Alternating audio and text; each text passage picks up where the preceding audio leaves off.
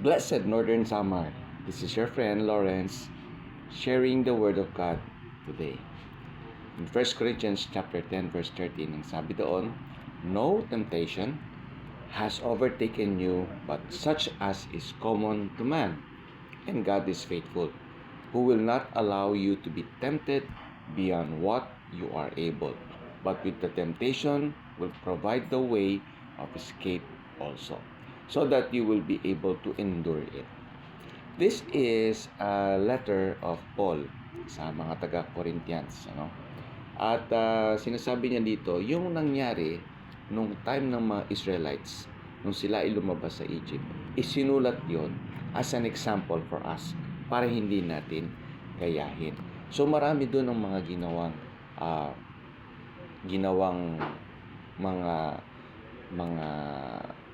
kasalanan ang Israelites sa Diyos nung time na yon. Sila ay mga nagreklamo, sila ay mga sumamba sa isang idol, yung golden calf. Gumawa sila ng kanilang Diyos-Diyosan. Sila ay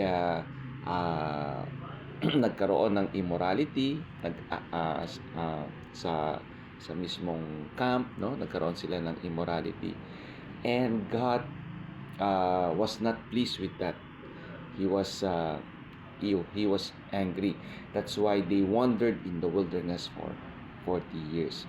Para yung mga unang generation na reklamador, mga nagsamasama sa Diyos-Diyosan, mga immoral, ay sila yung hindi sila nakapasok sa lupang pangako.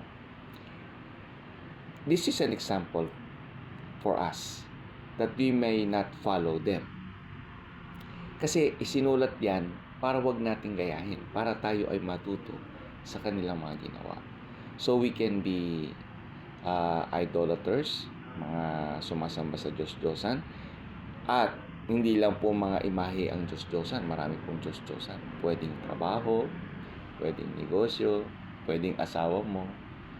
Marami, Hindi lang yan nakatuon doon lang sa imahe. Pwedeng pera, So, yan ang mga idolaters. Tapos, mga sexual immorality. Ngayon, marami na pong ganyan, nauuso. Dumadami ang na-engage sa sexual immorality. And of course, yung mareklamo. Kahit sa mo ilagay, mareklamo. Ayaw po ng Diyos yun. Pero sabi ng Diyos, sabi ni Paul, pag natukso man tayo, matutukso tayo, God will also provide a way out for us. Kasi hindi naman tayo tempted beyond our means. God provides a way for us so that we can escape temptation. Pero tatanungin mo, bakit ka natitempt? Because it's your own free will na bumibigay tayo sa mga temptation. It is our own free will that we give into our temptation. Tatlo lang naman yan lust of the flesh, lust of the eyes, and pride of life. So, pero sabi ni Lord, He will provide a way out for us. Now, if we obey the Lord, then the Lord will really give a way out for us sa ating mga temptation. So, in any way, if you are being tempted, pray to God. Pray to God that He will give you a way out sa temptation na yun. Do not give in to the temptation.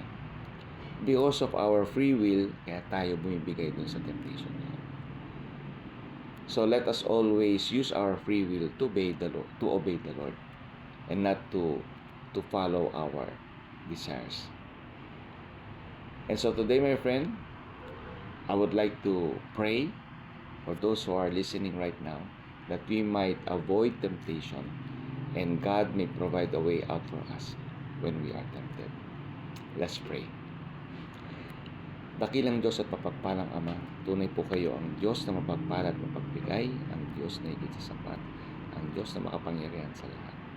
Salamat, Panginoon, sa pagtuturo mo sa amin na Ikaw mismo nagbibigay ng daan para kami makaiwas sa panunukso.